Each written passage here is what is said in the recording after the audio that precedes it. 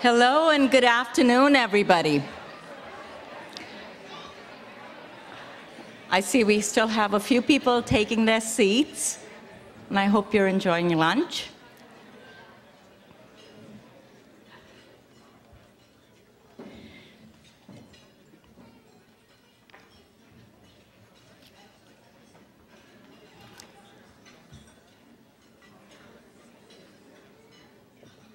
We'll get started in just a minute.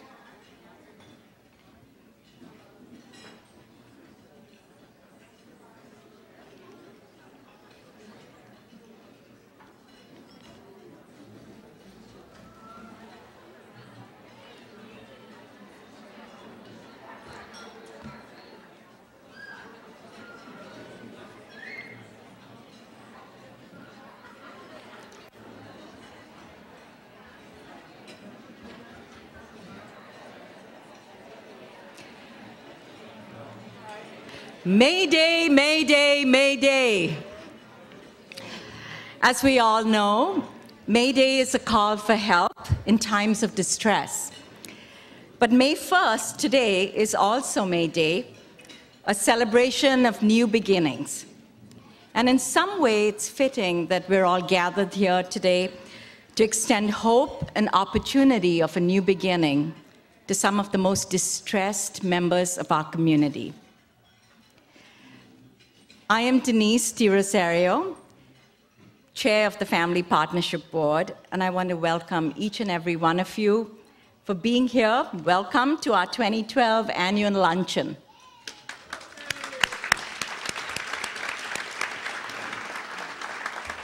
You know, it's really a joy to see so many longtime friends of the Family Partnership here, and then so many newer friends. For this, we have to thank our wonderful table hosts. You know who you are.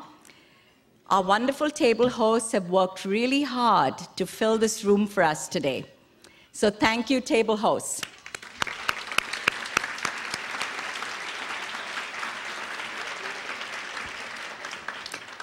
I would also like to extend a warm welcome to my fellow board members, to all of our Champion Society members, and our wonderful sponsors this afternoon: Cargill Soft Seeds Biodiesel, Warner Connect, The Good Printer, and Apres Consulting. Thank you all for your support.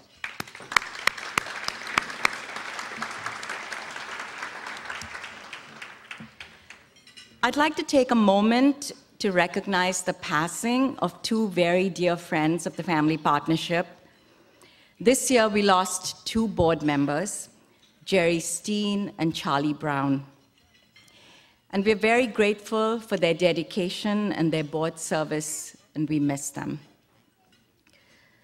You know, I was introduced to the board of this organization about 7 years ago.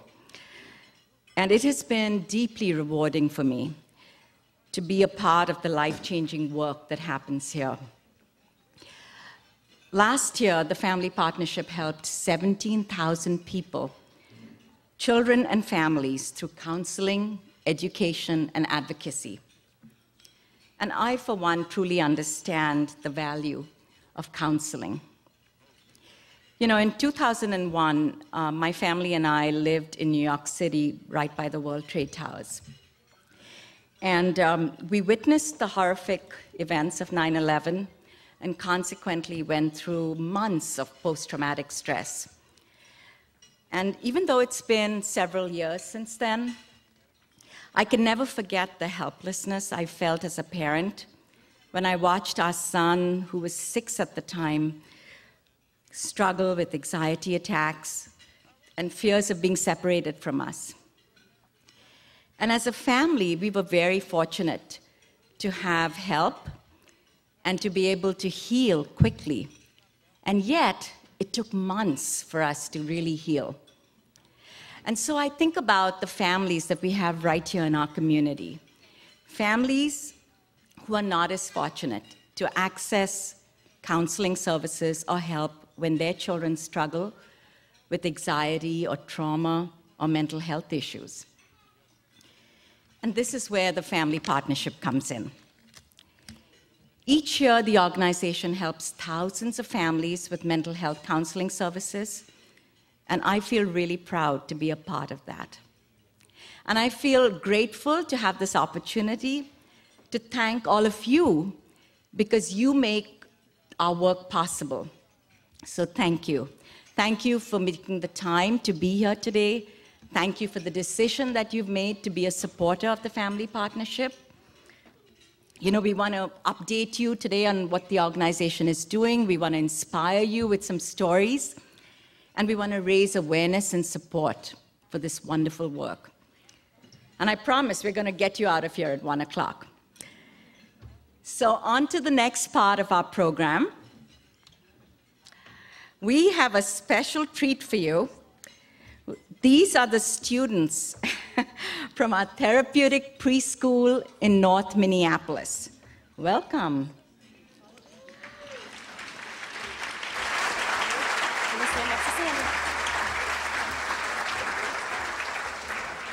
They call themselves the Songbirds, and they're led by music therapist Sarah Woolever and intern Shayna Summers. I think they're going to perform 2 songs for you today, the Hello song, which is in languages that are spoken at our preschool, and the Family Partnership song. So take it away.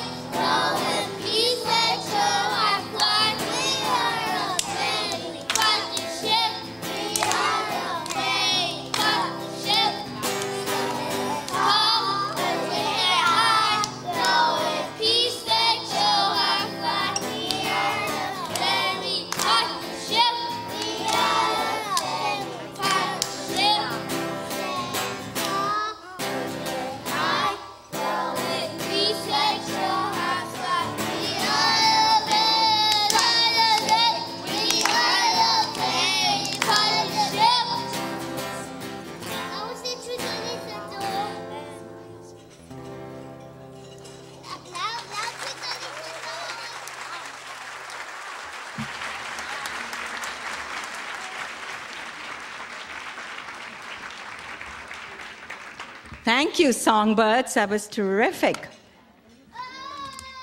I hope you enjoyed that. We have a rock star in the making. Well, we're going to have the lights turned back on a little bit and give you a few minutes to finish your lunch, and we'll resume the program shortly. Thank you.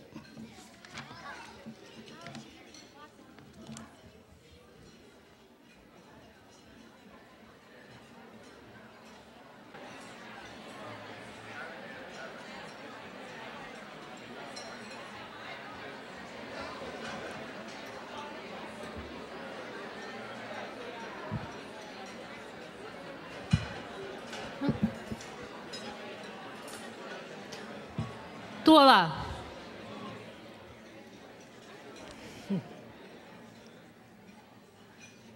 Tuola. Jongshaka tua. Kasata kepada jia.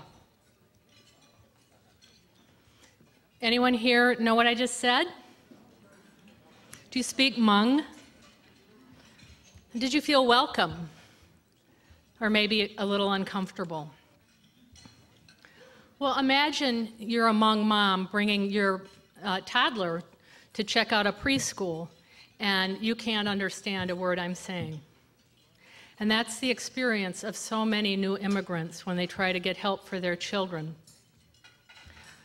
But when parents come to the Family Partnership, we have staff who can welcome them in 12 different languages. So in my native tongue, welcome to all of you, and thank you for coming today. I'm Molly Greenman, President and CEO of the Family Partnership. And whether you've been here before or are here for the first time, you're going to learn more about the work we do, the lives we change, and about how together we can make sure all children, regardless of income or origins, reach their full potential. 100 years ago, the Family Partnership advocated for kids who are being abused and families struggling to make ends meet. We still do that. Our mission remains building strong families, vital communities, and better futures for children. Last year, in 14 different programs, we helped over 17,000 people. Pretty impressive. But the truth is that there are over 680,000 people in the metro area living in or on the edge of poverty. Over 200,000 of them are children. Clearly, we have more work to do. Our work is not done. But one thing that is done is our successful merger. It took us 10 years to find the right partner. Family and Children's Service dated many suitors, but found the perfect match with Reuben Lind Family Services. And together, we are the Family Partnership. And our new and improved organization has over 100 diverse staff and 1,000 volunteers, all of them dedicated to helping children and families through counseling, education, and advocacy. Let's start with counseling. Our therapists help people with anxiety, depression, and family problems. But in recent years, we've been helping more and more children and families heal from violence and trauma. Like Eduardo and his family. They came to Minnesota from Mexico in search of the American dream. But for 6-year-old Eduardo, it turned into a nightmare. His family lived in a gang-ridden neighborhood in South Minneapolis, and his parents each worked 2 jobs, so Eduardo was left alone, a lot.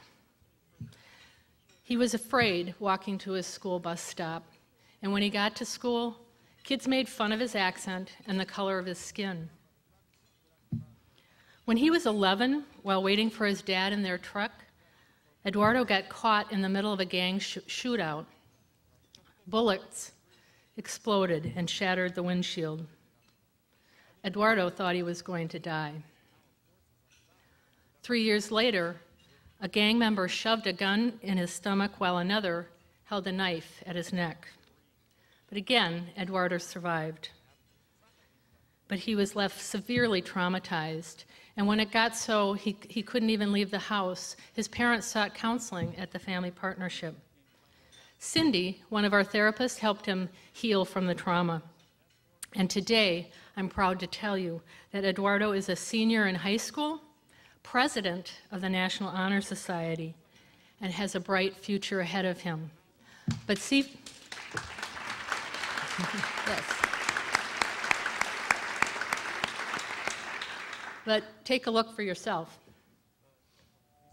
Good evening. My name is Eduardo Sanchez, and I'm president of the National Honor Society, and I want to tell the students tonight. Wow.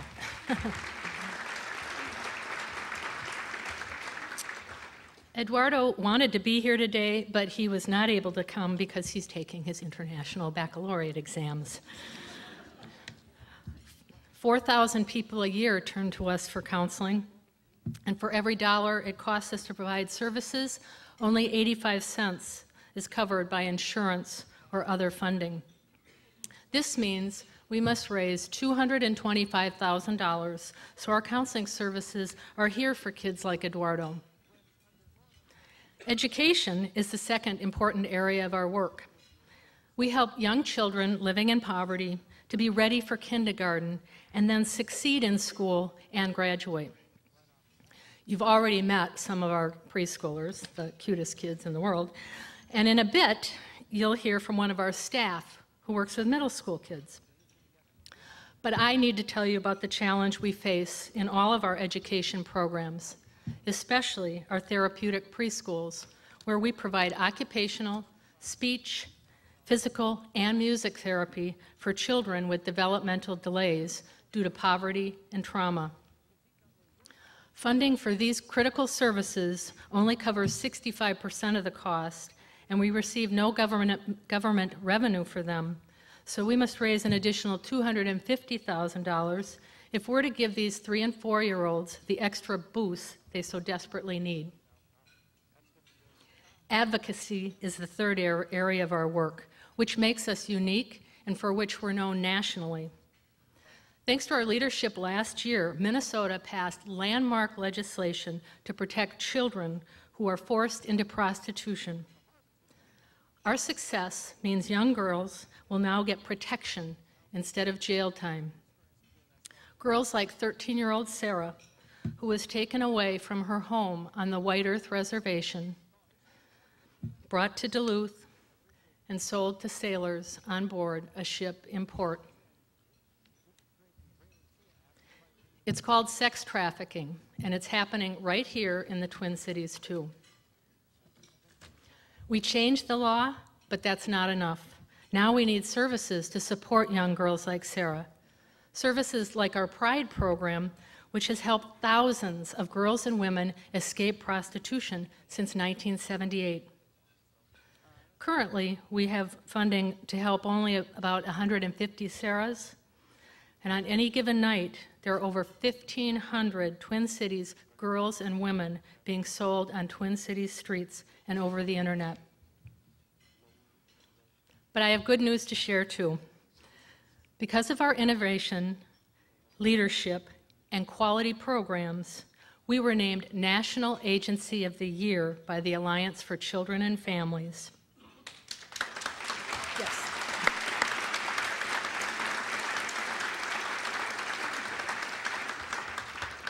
We are really, really proud of that.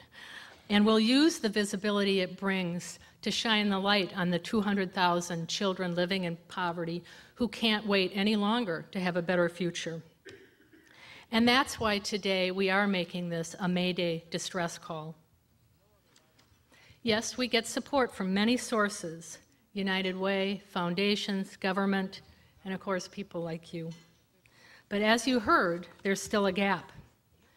This collective gap in 2012 is $1.2 million. Yep, that's $1.2 million. The truth is, we have a funding gap every year, and most years we eliminate it by the end of the year. So far, we've raised about $250,000, but it's getting harder to close this gap at the same time as the needs of families keep growing. This gap and the thought of having to turn even one child like Sarah away is what keeps me awake at night. If we don't close the gap, we will close programs, and families will suffer. I got into social work over 30 years ago for many, many reasons. Of those, raising money wasn't even on my radar screen. But here I am today, talking about costs of programs and funding gaps because I am committed to helping children and families move out of poverty. I do it so we can say yes to every Hmong mom whose child needs a little extra help to get ready for kindergarten. So we can say yes to every Eduardo and yes to every Sarah. So we can say yes, we are here for you. You can have a better future. There are 200,000 children out there waiting for us to say yes, so there's no time like now to answer Denise's Mayday call and join us in closing the gap. Thank you for being here today to make an investment in better futures for all children. As we say in Hmong, Wa Chao. Thank you.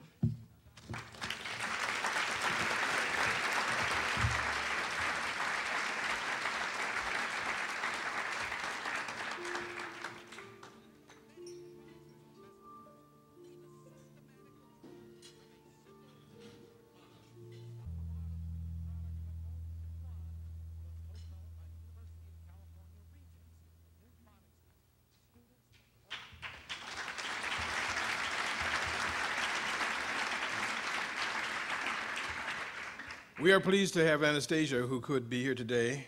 Anastasia, would you please stand up so we can recognize you? Is she here? There she is.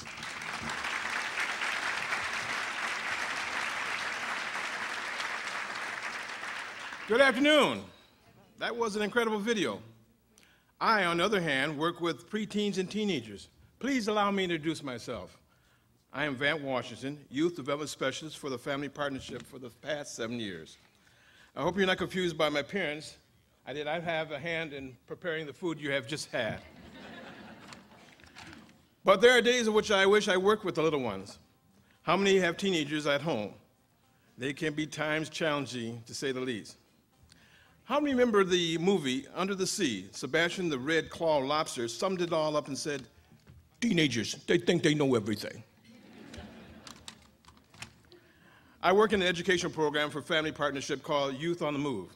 It is an afternoon school enrichment program that helps kids learn new things and keeps them out of trouble. As you can tell, one of the classes I teach is cooking. It's my way of teaching math, science, reading, and basic life skills. I never think what kind of impact I make on kids till one day it hit me. Marcus, a student of mine, had just turned 13. A boy like many others at his age is what we call at risk. And to tell you the truth, all children are at risk. Marcus is very likable, willing to learn, and helps me in the classroom. He has a smile and charm that would melt butter 30 feet away. He also has a slight touch of manners. One Saturday, while shopping for cooking supplies, I heard, "Hey, Mr. Washington, Mr. Washington." It was Marcus and his mother. I introduced myself to her, and she said, "So, you're the one Marcus always refers to when I'm trying to cook dinner." He says, "Mr. Washington tells us to wash the lettuce this way and wash the tops of the cans and turn the pan handles inward so that I or my sister will not tip the pan over ourselves. We need to use olive oil. It's healthier. Mr. Washington this, Mr. Washington that." She said, "Well, I'd like to thank you. Since you've been in your classes, Marcus wants to cook or helps cook. But most of all, we have that time together. We talk about school and what he'd like to become someday. His grades are looking better from some of the after-school classes. We share our stories of the day or just check in with each other. When all is said and we are both silent, just being together really, really counts." That kind of story impacts me to do the work I do. Your support is and can be impactful to many other lives like it has to and for Marcus. We need your support so we can do what truly needs to be done. Thank you. Thank you so much for being here today. Now I have the honor to introduce Mary to tell you her story. Thank you.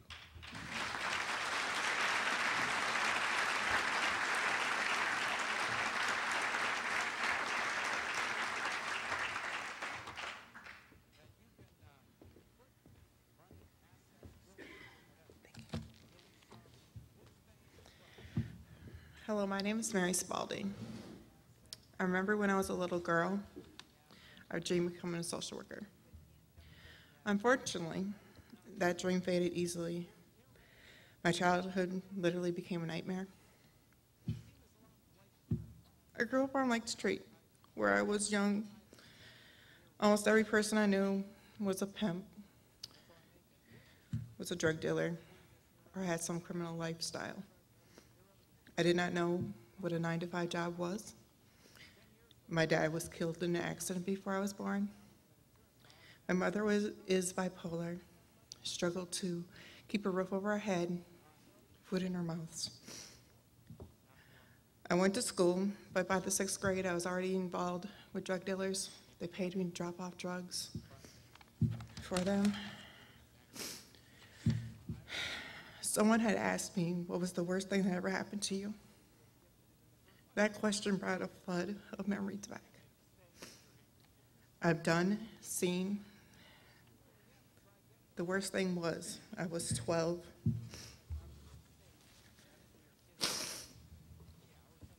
My best friend, Ellen, and I were in a car together with 2 drug dealers. We were on our way to Wisconsin to pick up drugs. One of the drug dealers looked at Ellen, accused her of stealing money from him, pulled out a gun, got a little crazy, shot her right there in the car with me, threw her out like a bag of trash on the side of a road in a ditch. Said if I said anything, you'd do the same thing to me. After that, I became numb. I didn't know how to feel anything. Nothing mattered anymore. The drug dealers got caught and are still in prison for killing Ellen. As for me, my life got worse. I was raped, beaten, began drinking, began taking drugs, got into prostitution. As I said, my life was literally a nightmare. Now, the best thing that ever happened to me was when I was arrested for prostitution. When I was in jail, someone came to talk to me with me about an opportunity to take part in a program. She was from the Family Partnership and the Pride program. She said she could help me. The funniest thing is, I didn't think I needed help. Yeah, here I was, homeless, addicted to crack cocaine, children who have been taken from me, and not an honest penny to my name. So when she came again and told me how she could help me, I began to cry. Not in my head. I remember that day. It was a miracle. It happened. The people who worked in Pride understood people like me. I did not want the life that I had. What had happened since then has been incredible. Pride has helped me through my legal issues. They helped me get housing, reunited with my children, and become stable in my life. Today, I have something to smile about. And I can smile because I have new teeth. I know that sounds sort of crazy, but my teeth were rotting because of health issues and drug use. And they were falling out. I could barely eat anything. I couldn't talk. I definitely couldn't have gave this speech. My Pride advocate encouraged me to get new teeth, and so that's what I did. It really feels wonderful to smile again today.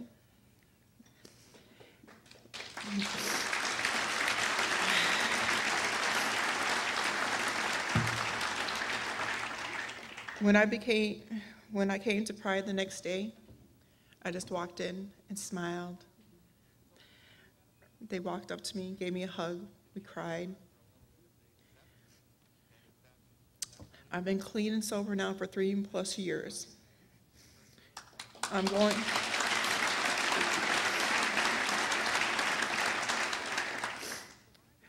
to be starting school this fall. I'm still going to the Pride group every week. They became a family. I cannot thank them enough for everything they've given me, a life that I can be proud of. Today, I am reunited with my children. I am stable in my life as I have never been. And I am a responsible, productive member of society today. Thank you for letting me share my story.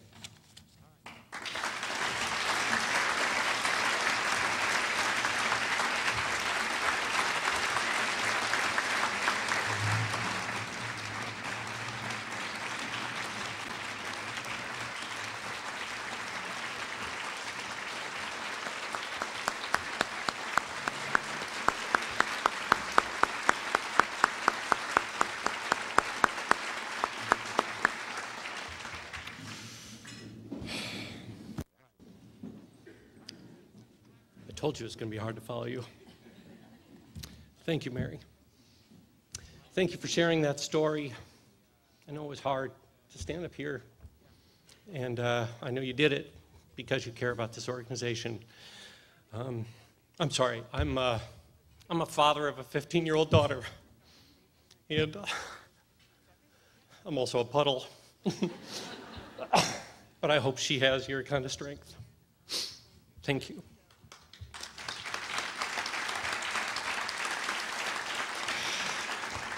My name is John Seacrest, and I am currently serving my 5th year on the board of the Family Partnership.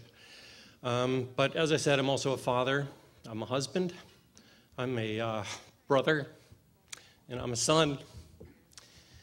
And I'm so proud to be part of an organization that supports families.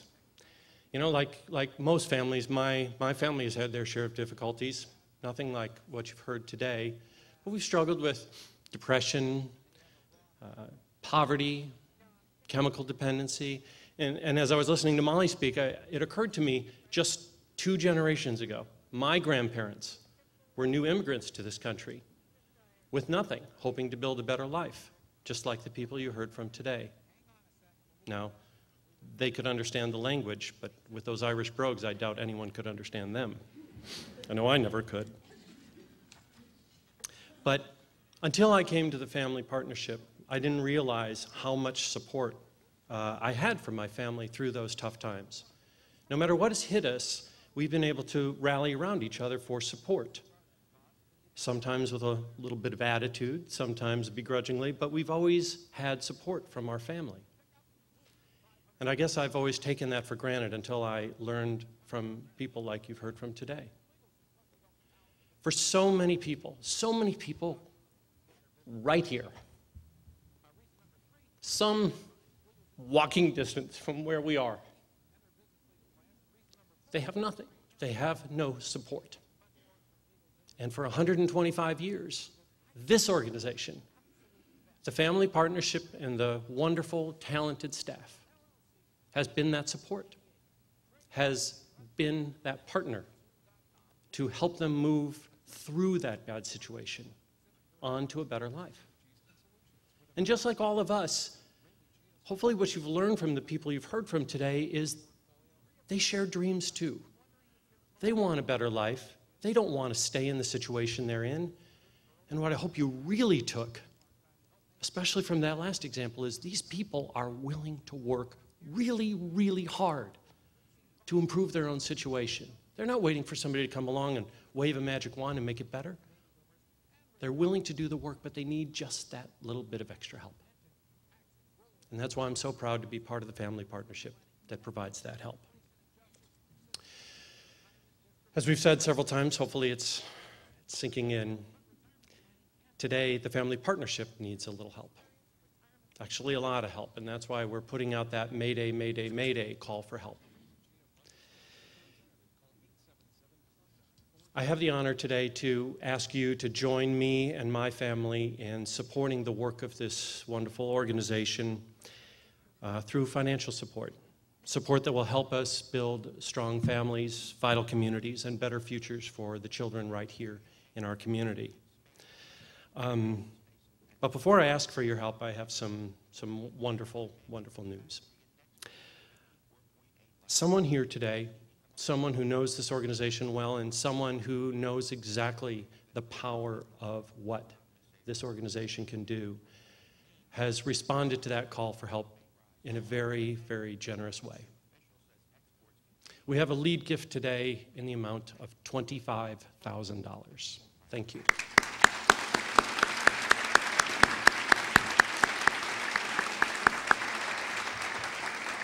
It's wonderful. And I know that that gift was given to encourage all of us to answer the call for help, to encourage us to answer that call by doing what our hearts told us when we heard these stories. Giving deep, giving hard, and helping those who are working so hard to change their own situation. So for the next few minutes, I'm going to walk you through the process of making a pledge, and I hope you will join me in doing so. So at this time, I'm going to take just a moment and ask the table hosts to pass around the pledge forms, and then, like I said, I will come back and tell you how to fill those out.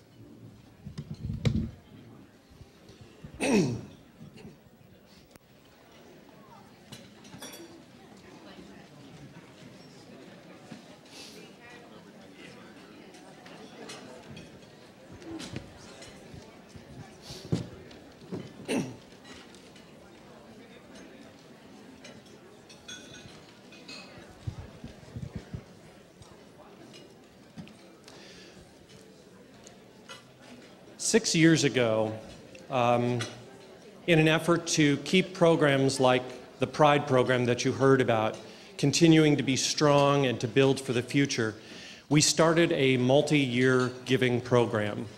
It's called our Champions Society.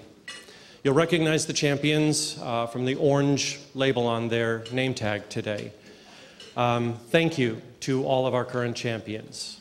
Thank you so much for your support. As you look at Eduardo's big gleaming smile in that video, I hope you know that it's there in part because of you. So thank you for your past support. On today's program, you'll see a listing of today's the current Champion Society members. And if you've been inspired by what you've heard today, and if you'd like to become a champion, I sure would like to see you wearing one of those orange name tags next year. We'll walk you through the process of becoming a champion in just a bit. Now, many of you have also attended our past luncheons and have given at levels other than our Champion Society. For those of you from our champions to others that have given multi-year donations, I want to thank you very, very much. As I said, your continued support, that support that we can plan on, is so very important because it allows us to build and scale for the future. For anybody who's part of those multi-year programs, I want you to flip over the form. Even though you're already part of a program and already giving to us, we'd like a couple of things from you. First, on the front, we'd like to get your contact information so we make sure that we stay in touch with you so that you can continue to hear about the great work of this organization through the newsletters that come from Annie and Aaron and tell us about the great work that's happening here. But in addition to your contact information, please fill out the back. As you heard from Molly, we're challenged this year. We're really challenged, and we need some extra help. So I'd ask you to please, even though you're already part of an existing organization, existing pledge commitment, I'd ask you to please consider maybe upping your pledge, maybe extending the time of your current pledge. And if you're in your final year of your pledge, I'd ask you to please consider extending it a few years today. Now, even if you're not able to do any of those things, I'd ask you, multi-year givers, to please at least check that box to confirm that you're going to stand behind the commitment that you've already made. That's so important, again, because like I said, in these financial times, sometimes we don't know what we can expect, and we'd love to hear that at least we can count on what you've already planned to give. So again, for all of our multi-year donors, thank you so very much. For the rest of you in the room who might be new to giving to the Family Partnership, I want to walk you through our Champion Society and some of the various options that we have. On the front, that box, our Champion Society, there's 3 levels. The first one is called Champions for Children, and that's a gift of $1,000 per year for 5 years.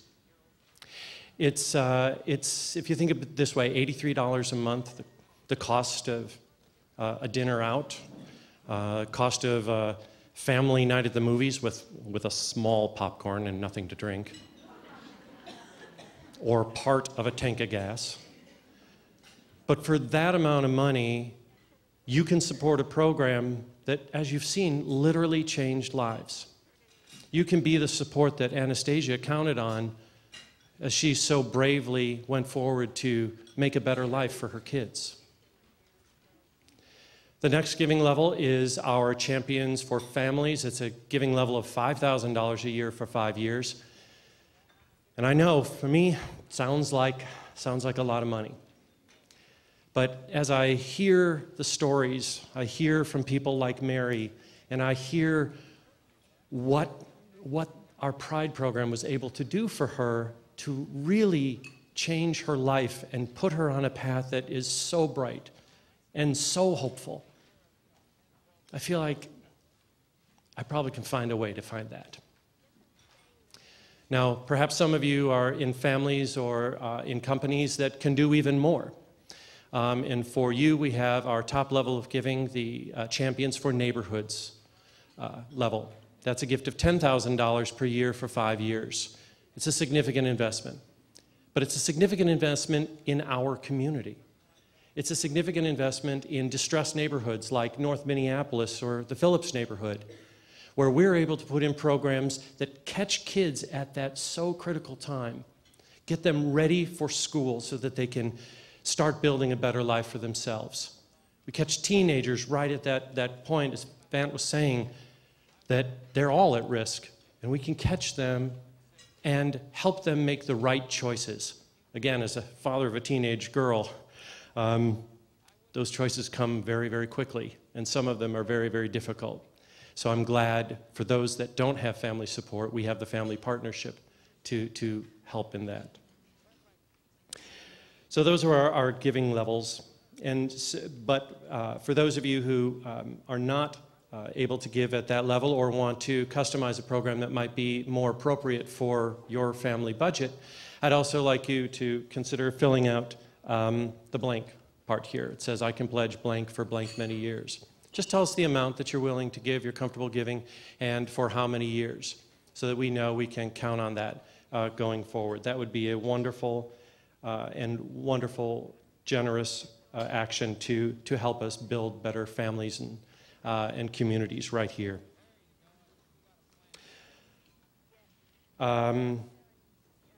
We also, forgot the last thing, we also welcome other gifts, other financial instruments. You know that our need is financial, and there might be other ways that you can support us. We have giving of stock. Many people have done that for tax purposes. Whatever you might have, a financial gift that you might be able to make that's other than the cash donations, please check the box on the form and someone from our team will get a hold of you right away.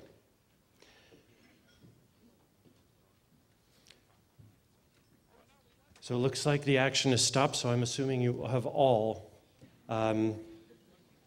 helped us out. So if you would, please pass those envelopes back to your table host at this time.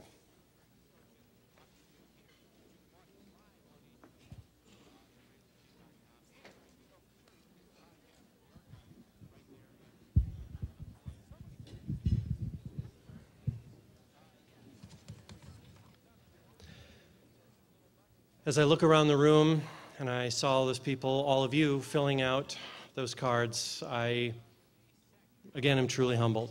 Again, will turn into a puddle. I am so very grateful on behalf of the board, on behalf of the staff at the Family Partnership, and most especially on behalf of the 17,000 families and children that we serve every year. I'm so very grateful for you to come here today, to listen, to learn more about the organization, and of course, thank you so much for your financial generosity. Thank you very much. I'm going to turn it back over to Denise.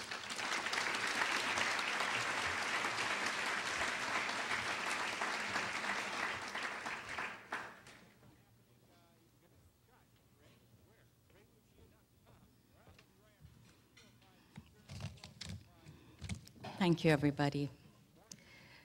That was really, very wonderful, and I'm sure a lot of us felt that, and John wasn't the only puddle in the room. So on behalf of the board and the staff, thank you once again for joining us. I thank Mary and Vant for their experiences. And I thank Sarah and the preschoolers.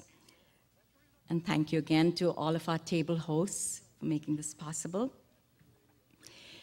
If you would like any more information about volunteering or helping in any other way, we have a room set up on the way out, and we have some volunteers and staff members who'd be happy to talk to you. Thank you once again. Have a good afternoon.